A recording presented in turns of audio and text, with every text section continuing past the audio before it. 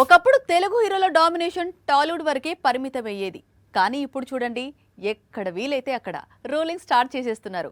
Already బాలీవుడ్లో సలార్ వల్ల షారుఖ్ అంతటి హీరో ఇబ్బందులు పడుతున్నాడు. ఇక కేరళలో కూడా సేమ్ సీన్. అక్కడి super star Mohan Lal Salaar speed చూసి షాక్ అవుతున్నాడు. మలయాళంలో మోహన్ లాల్ స్టార్డమ్ గురించి తెలిసిందే. 50-60 కోట్లు కొల్లగొట్టే ఇండస్ట్రీని పులిమురుగన్, లూసిఫర్ లాంటి చిత్రాలతో 100 కోట్ల వసూళ్లు కురిసేలా చేశాడు.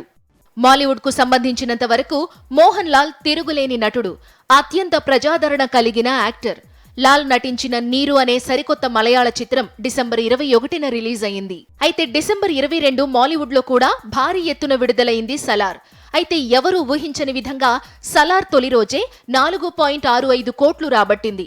ఇవి మోహన్ లాల్ నటించిన నీరు కంటే ఎక్కువ వసూళ్లు.